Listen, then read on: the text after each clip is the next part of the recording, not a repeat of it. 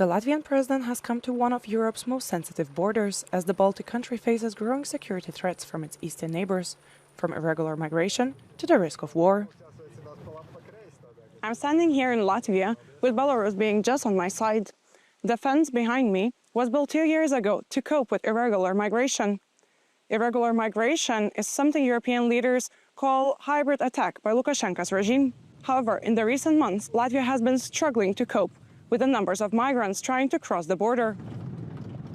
And now, with general elections approaching on 3rd of October, Latvian officials are also concerned that the pressure could be used to influence the political debate.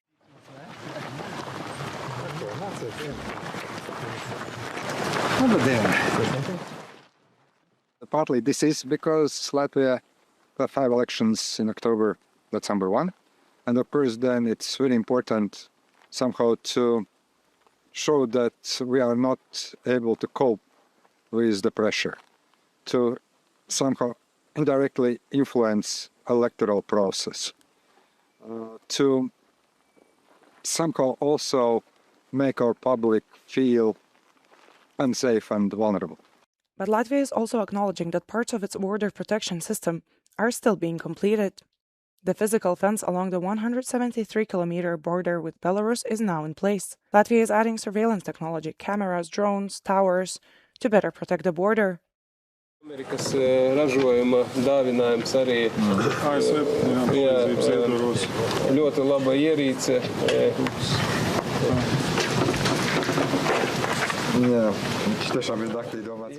All works will be completed by the end of the year, but technology is not enough. Latvian border guards say they need up to 200 additional employees.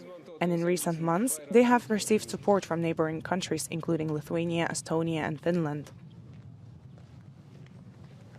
Also testing of our capabilities, testing of our resolve, and trying to find weak spots. But I'm rather confident that border guards, our armed forces, our state police will be able to protect our border, and this is going to be the matter of the past.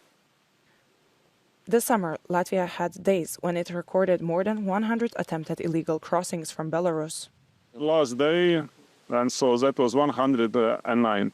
Well, it's close to 10,000 in this year, 9,887. And migrants are finding increasingly difficult ways to get through. Some try to climb the fence, others have attempted to dig underneath it, including a tunnel discovered earlier this month. But Latvian officials insist that Latvia itself is not necessarily the final destination. Latvia is not a target country. We are guarding, Germans, Belgians, Netherlands there in Latvia. Those ones are this target, countries. Officials link the migration pressure directly to the broader geopolitical confrontation between Belarus, Russia, and the European Union. The crisis first erupted in 2021 after Lukashenko threatened to flood neighboring countries with migrants and drugs. We haven't had such problems before 2021. And so, after European Union implemented the sanctions against the Belarusian regime, this migration crisis was started from Belarusian regime. But irregular migration is not the only concern Latvia has. The country is facing drones, hybrid attacks, and even a potential threat of war. So the country is stepping up its border protection, and the blocks behind me is proof of the ongoing work.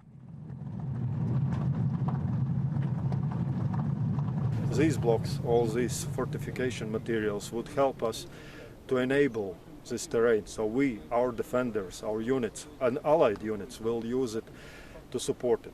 Now we're stepping up already next steps. A part of this planning, establishing defense line, is to look also how to support this defense line with fires. Autonomous systems, drone systems, deep strike fires. So main intent being pre-positioned, so our reaction is much faster. Plans are prepared. Some obstacles will be already based on areas, prepared also mining fields with the plants, not mines. Mines will be pre-positioned. But how does all of this feel to people living closest to Latvia's eastern frontier? In Daugavpils, just a few dozen kilometers from Belarusian border, we asked people whether they feel safe with migration pressure, drone incursions, and the war in neighboring Ukraine all shaping the security debate. Anna, with her family, is planning to move to London, the decision taken partly due to security concerns.